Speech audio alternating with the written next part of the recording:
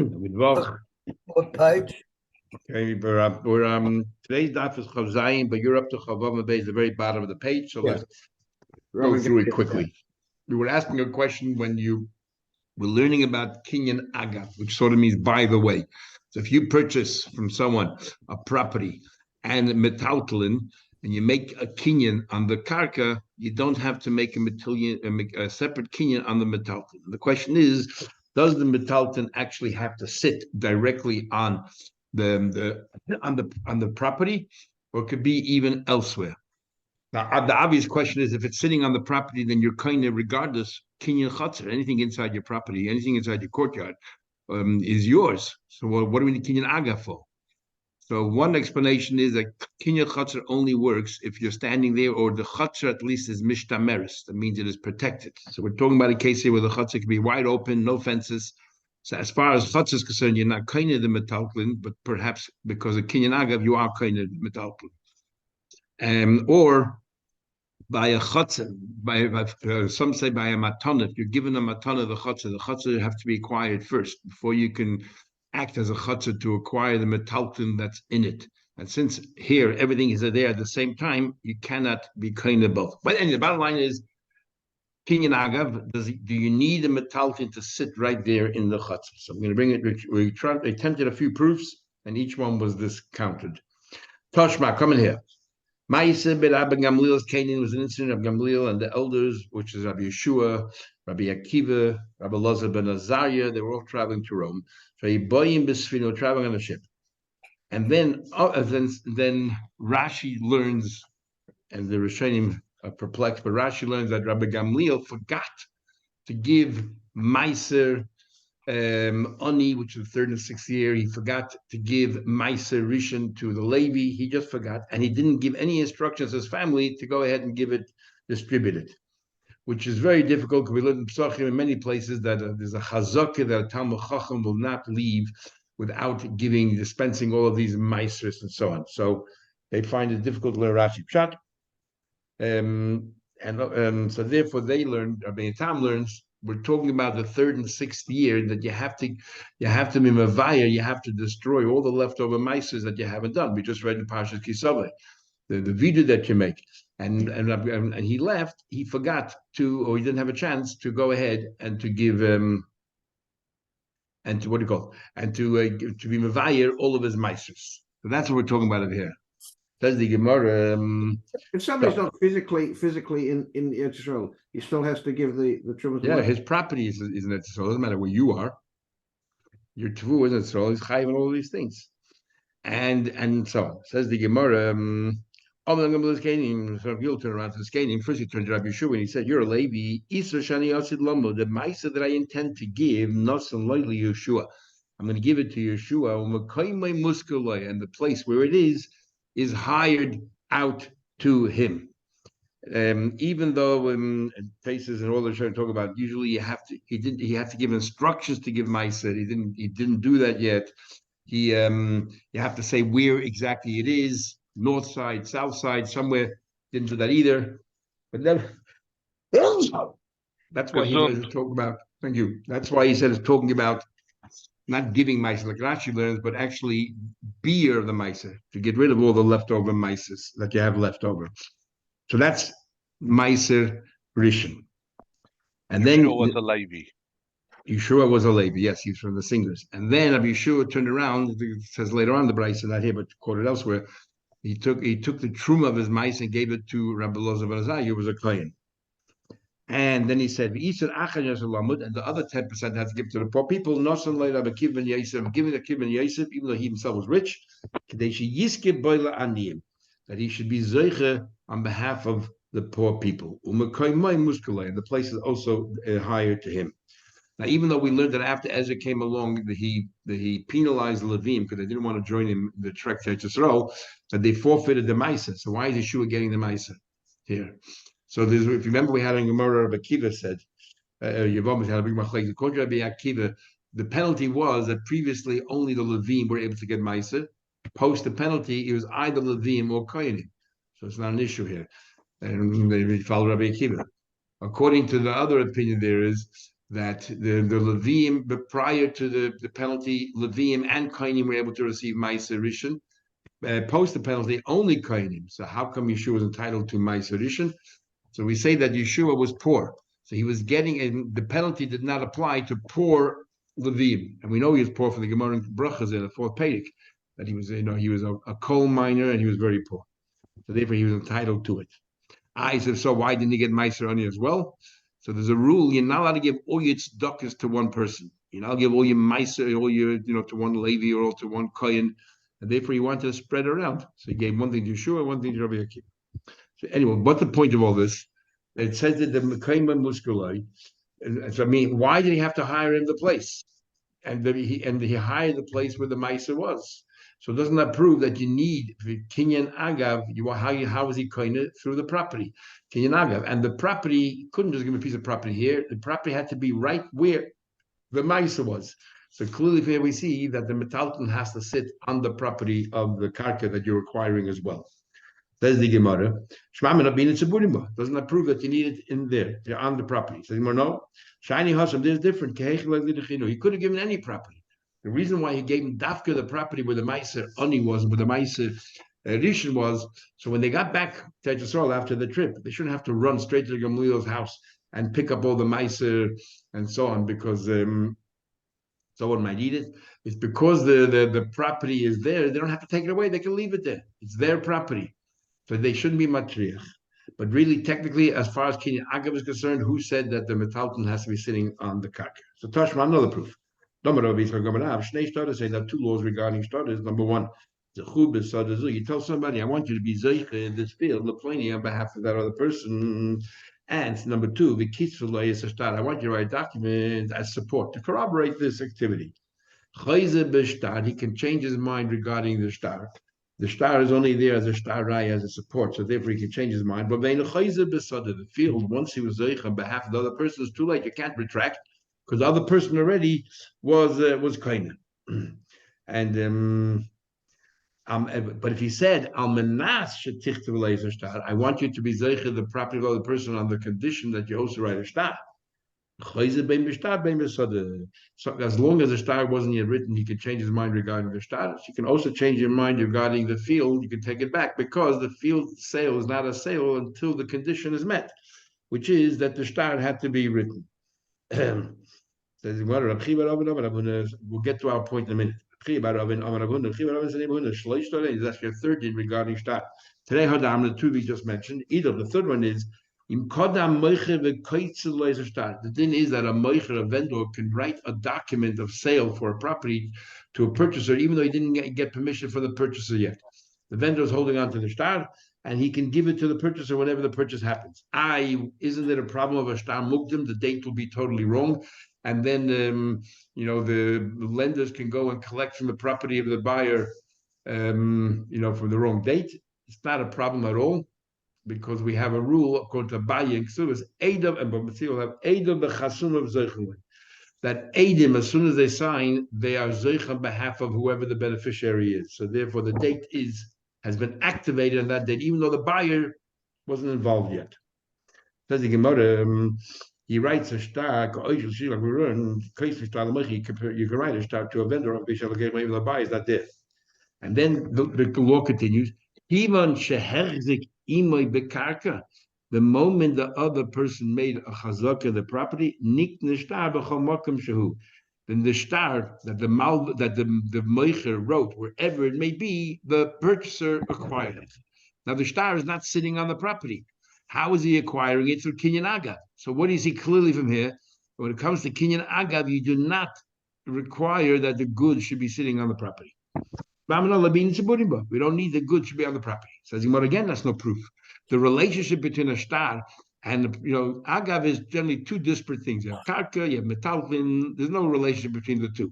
And the chiddush is, you make Kinyan one, you automatically get the other one as well. Over here, the star is directly related to the property, right? The star is the document that you use to support the sale that happened to the property. So because the star is related to the property, it's as if it's an extension of the property. It's like the reins of an animal. It's an extension of the property. And therefore, if you make a kinyan of the property, wherever the shtar is, you're kinyan, because it's tagged to the property. That doesn't prove to us anything at all about a general case between karka. If you have karka and metaltlin unrelated to each other, if you make a kinyan of one, are you kinyan the other? They're not sitting next to each other. Shiny shtar, afsida da'arahu. Shtar is different because it's like the reins of the ground. Says the Gemara of Allah Tani, didn't we learn there was a comment regarding this very din? Zuhi sheshaninu. This, in fact, is what we learned in the Mishnah that nechasim she'ein lemachrais, property that is the portable properties, metaltlin, nikni can be purchased, acquired in nechasim sheyesh lemachrais, together with property that, for example, land, ba'kesev b'shtar chazaka. You purchase the land with money, document or chazaka, and you're automatically kind of metaltlin. And in shtar, you're saying is an example of that. So this draws a conclusion. You don't need it to be tziburin on the property itself.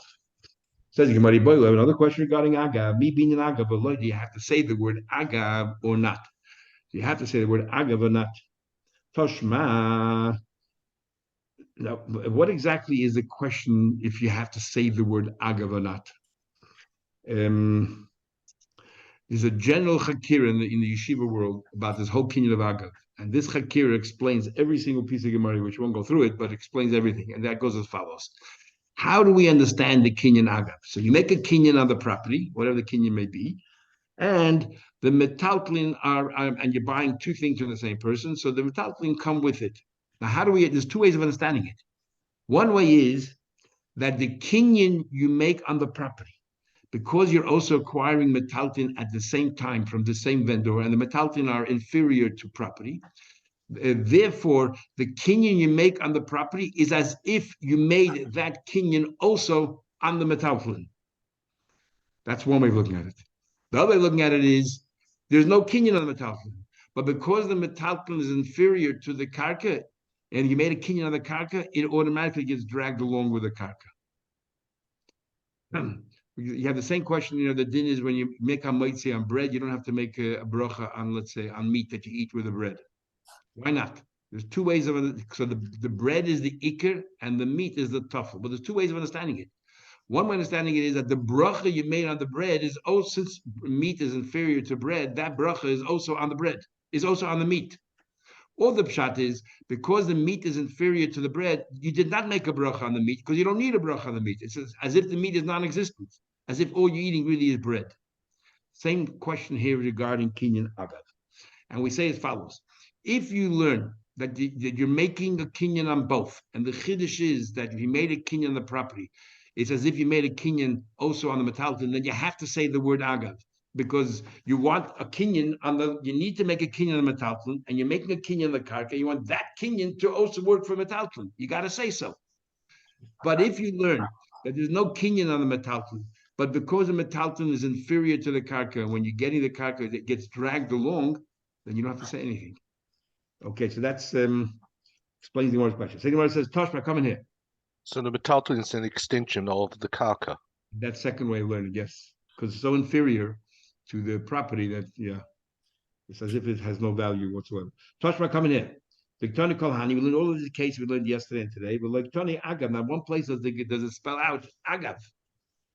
So we see, you don't have to say the word Agav, it's automatic. Says the Gemara all the time. You think the Gemara says, you think in all of these stories and incidents, we went through every detail exactly what they have to say. Let me ask you a question. K'ni miktani, does it say anywhere that, for example, in the case we just learned, Zuchu sadazu, I want you to be zeicha this fear for the other person. But you have to make a kinyan. Did he say the word k'ni? Not at all. So how are you zeicha for the other person? It's not a kinyan. Yeah, so obviously we're not, delineating in detail everything you have to say. It's understood. If I tell you to be zeicha, I meant make a kinyan and be zeicha on behalf of the other person. So maybe the same with agav. Since I want metalton to be kind of with it, so obviously maybe I said the word agav. The Gemara just didn't bother, spelling it out. El ada amakni. You have to say kni. Nu hachanami adam agav. So the Gemara concludes hilchasa. Tziburim loibin, and the halacha, as we said before, you don't have to pile up the metalton sitting on the karka, but agav kni bina. But you do have to say agav. You have to say kni. And the Rambam has a whole different shot here. The Rambam actually learns in conclusion, and all the Rishonim try to understand the Rambam. The Rambam learns in conclusion as follows: why are you saying repeating again? This is how some of the Achreim explain the Rambam. Why do you have to repeat again? We just said that before. Why do you want to repeat it again? So the Rambam therefore learns, when do you need to say agav? Only if it's not sitting on the property. But if it's sitting on the property, you don't have to say agav. You don't have to say agav. So they want to learn in the yeshivish world that the Rambam holds sort of in between what we just said before, that really it's inferior, and you don't have to, and you're not making a kinyan on the metalton. But when it's sitting on the property itself, it's obvious that it's inferior because you have a land, the property is right there, the house or whatever you're buying, the field, and this metalton is right there. It's naturally inferior. If it's not sitting here, you have to say agav to connect it to the land, and then once it's connected, automatically it's inferior. So that's how they run on the Rambam. Practically speaking, if the metaltalin are not connected to the land, then what's the assumption that the metaltalin that's located in a different place is connected to the process, is connected to the land that's being sold? If it's not actually buying stipulated, both from the same person at the same time. No, but so then it's stipulated. So if it's stipulated, then it's not stipulated. It's not then stipulated. How do you know? I'm being koine. It's not stipulated anywhere that he's making a kinyan for one, and that should cover the other one. Then on what basis is that? That's the question. The question is, do you have to say clearly, I'm buying, the guy said, look, I'm going to buy both of these things from you. That's what he's saying, right? But that's not the kinyan. And then he makes a kinyan, keser, shtar, whatever the kinyan of the property. Does he have to spell out that this kinyan also is going to be the kinyan for the metalton?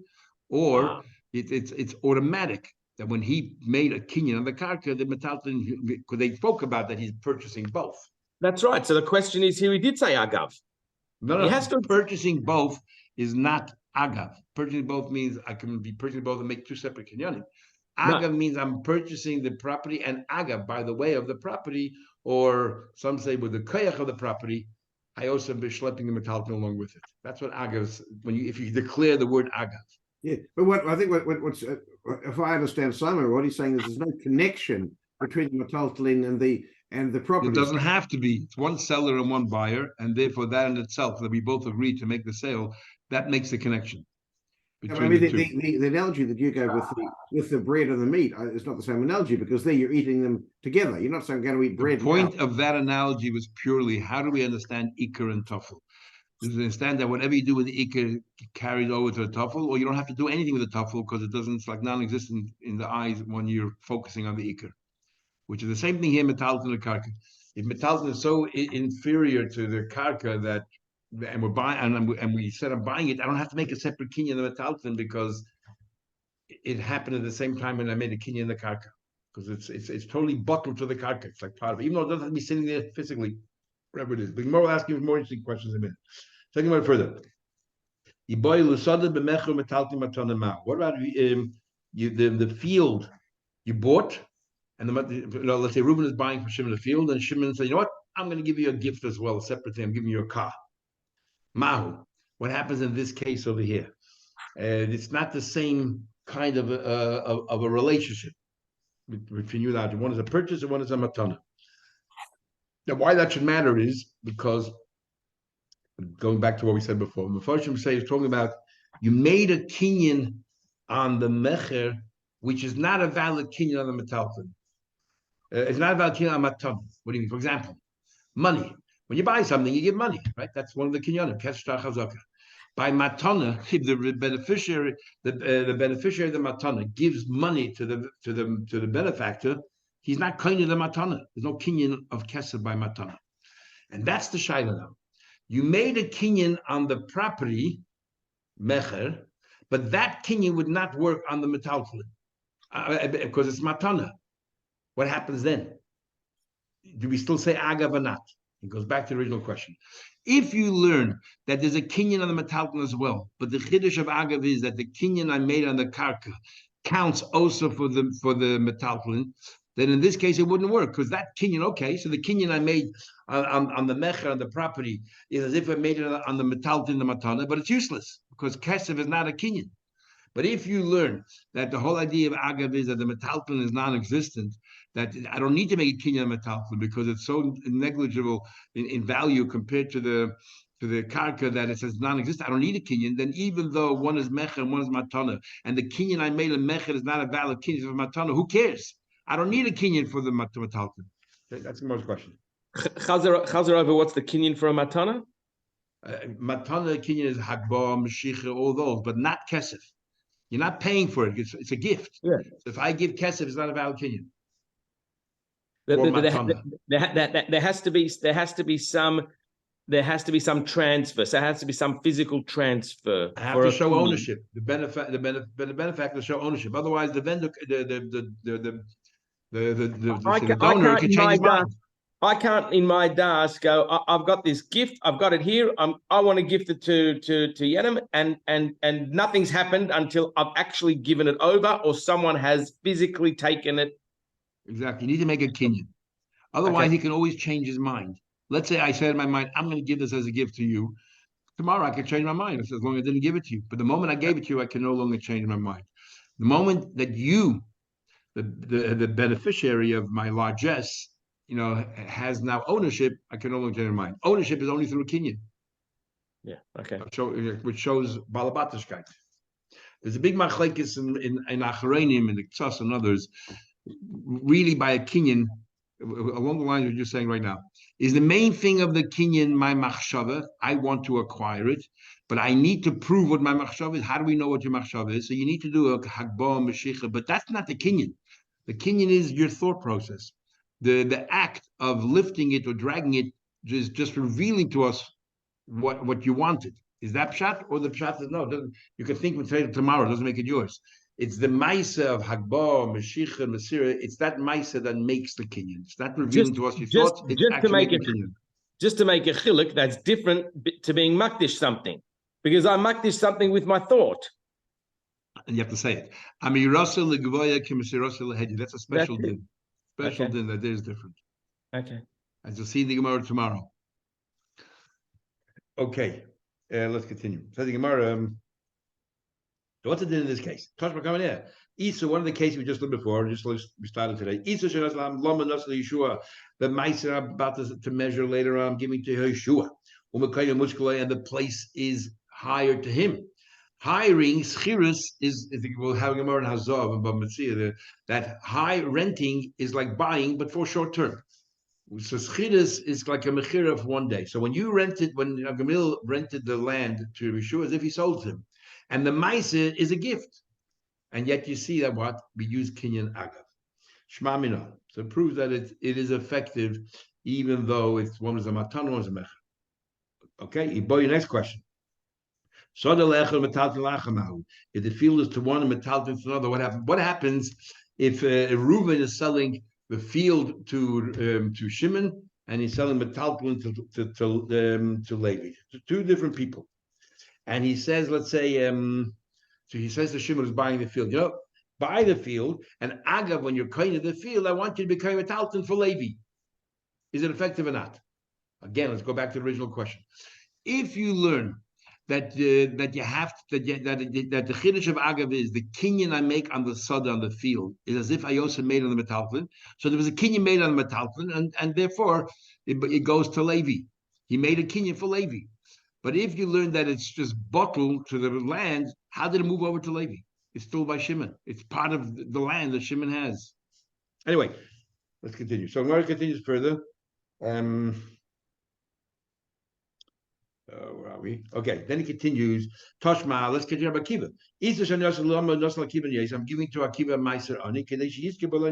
I wanted to he's standing there on behalf of all the poor people. And the place where the Meiser Ani is hired out to Rabbi Akiva. So what do we see? What do we see clear from here? Rabbi Akiva is getting the land, but the Meiser Ani is going to the poor. So you see that you can do both. You can do agav for where one person gets the land, the other person gets the metal. So you want no raya whatsoever for two reasons. Number one, my muskul lemaisa. Who told you that the land is being rented to Rabbi Akiva? The land is being rented for the Meiser Ani, and any poor person who comes to get Meiser Ani, the land is working for him. So it's all for the same person, the land and the Meiser Ani. Or Ibai say Meshayni Rabbi Akiva. Rabbi Akiva is very different. Why?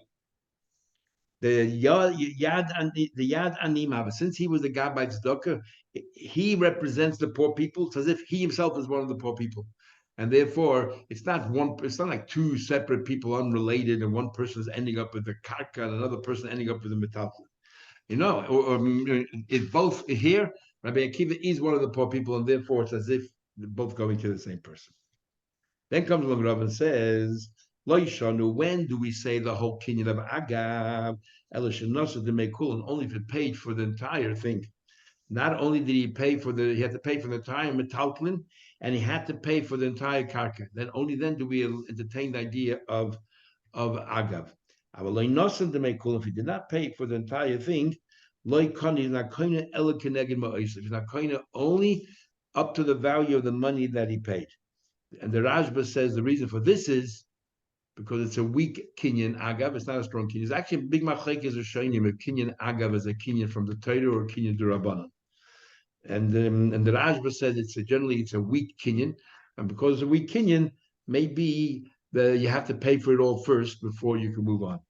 Even though we already learned before that you have to pay before you can use a star or that and so on, but still. We're talking about, but in some place, it depends what the meaning of every place is. But when it comes to Agav, because it's a weak kinyan, you have to make sure that it's all paid up first. Yeah. Tanya was a lobby, supporting Rav, the following. There's an advantage in using the kinyan of Kesef over the kinyan of Shtar, and there's an advantage of Kesef. We had this stuff here with Aleph. Shakesef poidin boy. You can use money to redeem hegedashas. You can use money to redeem hektish. From hektish, if they have property, you can redeem it back only with money. U'maisa sheni. If you have maisa sheni to bring with you to the shalayim, you can redeem it for the money and bring the money with you to the shalayim. Mashenken b'shtar. You can't use a star for that. According to Rashi, we're talking about a star IOU. I'll pay you the money. No, you have to physically give money at the time. Others say shtar means literally make a kinyan. You start as a kinyan. Anyway, so kesef works is effective and not shtar. But where is the advantage of shtar over kesef? If a Jewish woman is married, you can use a get. She's free. You can't pay her way out. But they both have an advantage over chazaka. The chazaka is advantage over them. Kesef and shtar is one of the forms of acquisition for an Eved Ivri. You can use a chazaka when it comes to Eved Kanani, make him do menial tasks, but not when it comes to an Eved Ivri. Yofe koya chazaka. What's the mile of koya chazaka? This is where we're leading to Bryce supporting Rabbi. It says I sold you 10 fields in 10 different countries.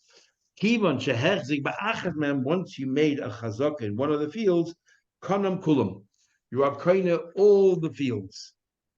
And then the Brisa says, when is that said? In other words, that's like kinyan agam. You make a kinyan of one, but I'm buying all 10 from you, so I'm kind of all 10. When? Only if you paid for the entire thing. No, you made a chazaka in one of the fields, and we say it's as if you're a chazaka in all 10 fields, but you had to pay for the entire 10 fields. And the same thing with kinyan agav. Then you have to pay for the metaltalin if you want that to be included in the kinyan of the karka. Says the Gemara, clearly this supports Rabbi. The Gemara then continues, but also Messiah Shmuel. This supports Shmuel. What did Shmuel say? If somebody sold 10 fields in 10 nations, 10 countries, so Shmuel says exactly the same thing as the Brisa, but obviously he didn't hear the Brisa. You made a chazaka in one field, you're kind of all the fields. I'll prove it to you to support Shmuel. If I gave you, I sold you or I gave you 10 animals with one reins.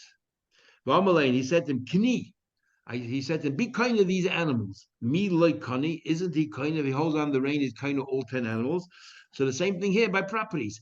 If you bought 10 properties and I tell you make a kinyan on one of them, you're kind of all 10. And Taisa says the analogy is not if you're actually holding on to the reins. If you're holding on to the reins, you're actually holding on to all 10 animals. How do you compare that to 10 fields in 10 different countries?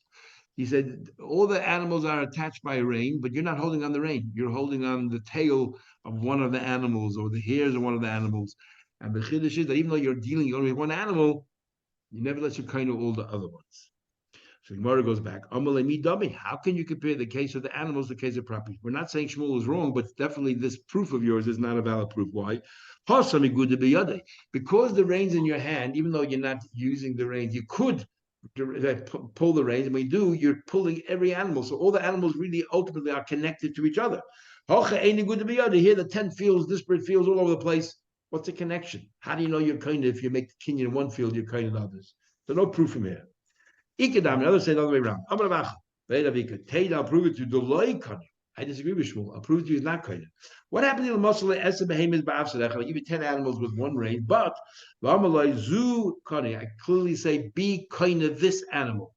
Because I said clearly be kind of this animal, you're not kind of the other 9 animals with this one animal, because I clearly stipulated you're only kind of this animal.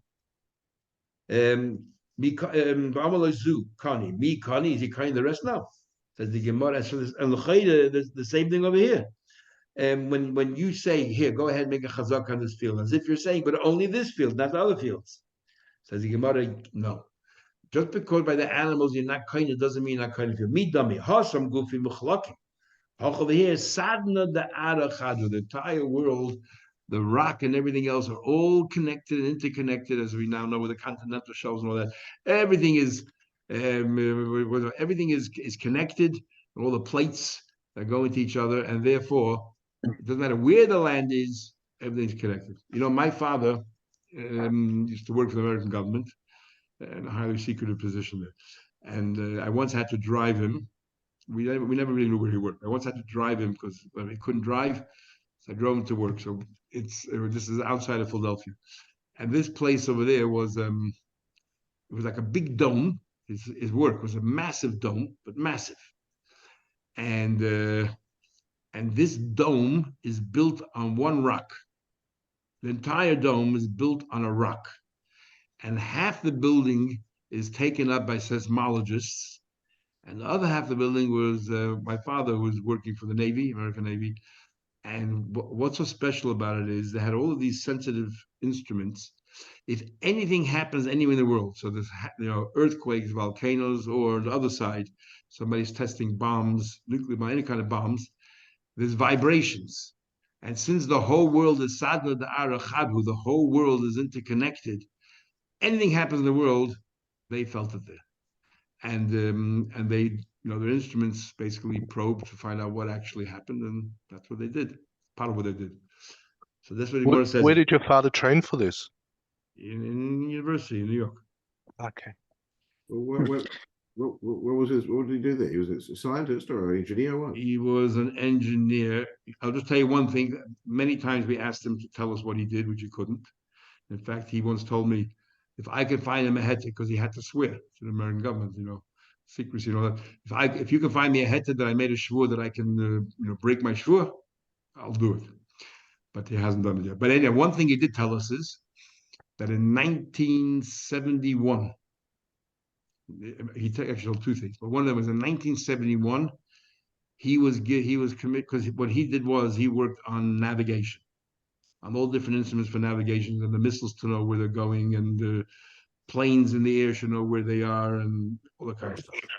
In 1971, they were given the job to come up with the idea of a GPS, which didn't exist then. So he had a team of 3 people and himself, and they had really computers and all that, but very slow and all that. And they were triangulating these different satellites, and eventually, anyway, they came up with the first GPS in 1971. The American Army had it already in 1973, fully functional. They didn't reveal it to the world till when? The 1990s, when did GPS come out? I thought it was Google who did this. Sorry? I thought it was Google who, came up with GPS. Not exactly. It just gives an idea. We have no idea what other things they have there that, we don't know about yet. Anyway. Interessante family. Can I ask in the Gemara discussion, why, if someone's talking about whether they're kind of 1 horse or 10 horses, why don't they even mention what value is being discussed? Because 1 horse might be $10 and 10 horses might be 100. you'll have a good idea whether they're talking about 1 or 10. No. The idea is, remember we just said you had to pay for all 10. If you didn't pay for all 10, there's nothing to talk about. So the money part is over. It's over. They already negotiated. He paid for the tie, a lot of 10 horses. The question is, does he have to make a kinyan for every horse separately? Does he have to lead them into his barn? Or as soon as he made the kinyan, the money itself is not a kinyan. And we have an argument, according to the Shlakish, from the Torah's perspective, it's not a kinyan from a Talmud. According to Rabbi Yochanan, Mahatorah Moyes Koines, yet that is the kinyan. But the rabbi stepped in and said, no, we're going to learn in Hazov and Babatzia. Because what happens is, if I received your money already for the object, and now technically it belongs to you, if there's a flood, you think I'm going to go pay and trouble myself to try to salvage your goods? It's your problem, not mine. Or if there's a fire, why would I put my life in jeopardy? I wouldn't do a thing for you. But so the Chachamim stepped in and said, hey, it doesn't matter, he gave you the money. Cole's man is sitting in your backyard or your warehouse. It's your goods, it's your responsible till you transfer ownership. In other words, they said Meshicha is the only way that you're kind of metalflin. And that was the reason why. So now, even though the guy paid for all the horses, it's still not his horse yet. So the vendor can change his mind. For example, if the price of horses suddenly, skyrockets, the vendor says, hey, take your money back. I'm going to sell it to somebody else for twice the money. So it's very important to know when the transfer actually took place. Right. Okay. Okay. So let's continue the 2 dots. Says the Gemara, "V'zoykikin es hanachosi." Omar Ula said, "Menayin legilgul shvu min haTorah." Ula said, "How do you know that Gilgul?" Now, what's Gilgul shvu? Gilgul shvu. We already had a little bit of sight. Gilgul shvu means, let's say 2 partners. We have a business together, 2 partners. I don't know if I can really trust you that, when you're in business on your own, that you don't take things home, that you don't take extra money out of the till or whatever it is. How do I know I can trust you? But I cannot go to a court and make you swear that you didn't take. On what basis? I might have my doubts, but I'm, skeptical, but I can't take, it's nothing to go to court with. But if I have you swear to me, for example, I lent you $100 and you claim that you only owe me 50, and I say, no, I lent you 100, so you're made to mix it, so you have to swear now about the balance. Once I have you swearing to me, let's say about the balance, I can say, you know what? Might as well swear also about this partnership that you never pocketed any money without telling me. That's called Gilgul Shvur. Roll on the Shvur. How do you know that I have the right to do that? We're going to learn in Bava Metzia, it has to do with, by Shemrim, the whole idea of Gilgul Shvur. You have all the different Shvurs that a Shemrim makes. But how do you know Mahatoida is such a concept? Says, you want to know how you know? Shenemar says, we learn out from Saita. Shenemar says, well, Amr Isha, when the woman is being accused of, she was warned, and then she was, in isolation with this person here, then we bring it to the Beis Hamikdash, and the Kohen gives all these warnings, called the Olos, all of these warnings, and so on and so forth. And he makes her swear that she had nothing to do with anything, and she says, Amen, Amen. Now, the second Amen is redundant. So why is she saying twice Amen? The Tanan we learned, Amen, Amen, Amen. What is he saying twice Amen? Says the Gemara, Amen. The first Amen is, and this is how Taisha learns. The first Amen is Allah on the curses. Amen Allah Shvur, because that's written in the Torah right there. The first Amen covers all the curses you said to me. Yes, I understand. Yes, I swear that had nothing, nothing happened untoward. Amen imi izeh, amen ish acher. I had nothing to do with this person or that person. Ish acher. How can a husband accuse her with another person? Does he know? If she wasn't warned, that's Gilgul Shvur. But we'll see more than that. We'll see actually Gilgul even more from the next cases. Amen shaloi satisi arusa, because ish acher could be that she was accused of other people as well. But Amen shaloi satisi, I didn't go astray. Arusa, while I was engaged to you, or Nusu, I got married, or Shemeris Yavam, she was waiting for her brother-in-law, or Knusa, she married her brother-in-law. Now let's understand, hi Arusa. You're making her swear that while you were engaged, she wasn't philanderer. Hey, what are we talking about? He warned her while she was merely engaged. And then he gave her to drink while they were engaged. There's no drinking, there's no saita by engaged. But now we learned Arusa v'Shemeres Yavam, they don't drink. because it says in the Torah, tachas ishech, under your husband, only when it's your husband, when you consummated your marriage. So therefore, she doesn't drink, but you're not allowed to live with her either. So therefore, you have to give her a divorce. But she doesn't receive a ksuba because it's her fault. My time tachas ishech amarachmana, your husband. So what does arusa mean? Ella de konila kishi arusa. He warned her while she was engaged. Vinistra kishi arusa, and she seclusion with this person when she was in arusa. But the kamashkala, when did you give it to drink? Kishinasu, when she gave it to drink when you were married already, and which maybe you could do that. And that's what it was talking about. Can that be? No. If you warned her and she was in isolation, and then you proceeded to marry her, you're not innocent either. And we know that the only time the water does its job is effective is if you are innocent from the sin. That means you didn't live with her after all these allegations. So or the water be effective. It says clearly in the pasuk, that the person is cleansed from sin. He has no sins, and we learn. The man didn't commit a sin, then water will be effective. If he committed a sin, and what was the sin? He decided to continue living with her after he warned. Right? Actually, he married her, consummated the marriage after she was warned and she was in seclusion. So what's it mean, arusa? How can it be arusa here at all? How can it be? So he says here, Elaide Gilgul. It means I have no basis for arusa. There's no way I can ever make a swear for arusa. But now that you're swearing to me anyway for what happened after we got married, swear as well that nothing happened while you were in arusa. That's called Gilgul Shua. So you want to find Ashkechan Satan. But the Surah, that's Isa. I know when it comes to money matters, I can also make Gilgul. Once I have you swear to me, I can also make you swear for things that I don't know for sure. I just have doubts. It's like it's a kalvachayim. Uma seite, madacha seite. We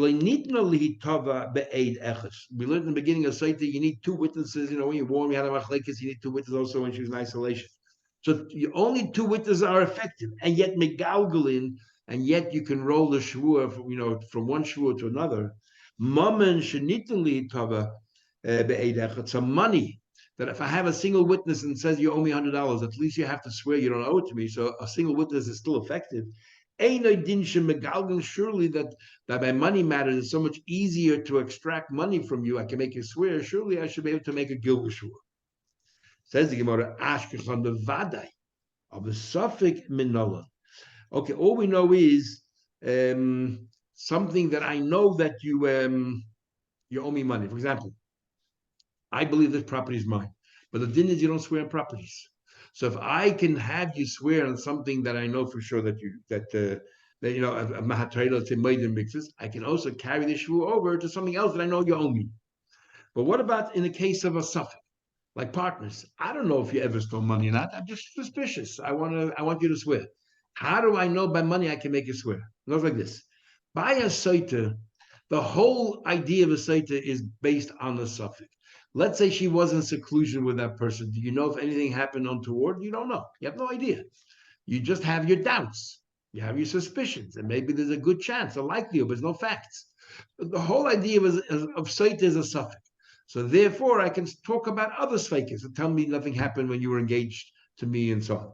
Because initially it's a suffix, so I can carry from one suffix to the next. But when it comes to money matters, the only time that I can make you swear when it comes to money matters is I have to be a bari. I have to be clear in my mind, 100% you owe me the money. So now that I want to carry over that shvua, since the initial shvua, the trigger, is only when it's a vadai, maybe the second shvua, the gilgul, also can only work in the case where it's a vadai. How do I know it can also work in the case where it's a suffix? I don't know. Like we'll learn by Shemrim. Swear to me that you never, swear to me that you never used my animal when you were watching it. Do I know you used it? Not at all. But swear to me you never used it. It's a suffix. How do you know that it works by money? Maybe since the trigger is a vadai, I can only make you swear other things that I know for sure you owe me, but I just can't make you swear in a legal court. But now I want you to swear for me. Does the Gemara Tanya Ashka Bavada? Something not about something. Tanya, it says shvua outside the nema, and it says, it's by money matters. And then it says shvua b'fnim when it comes to saita, which is in the Beis Hamikdash. is ma shvua b'fnim also it's like shvua when it comes to saita. It makes no difference whether it's a suffix or a vadai. I can make a swear. So too shvua that's not outside. I make a suffix like a vadai.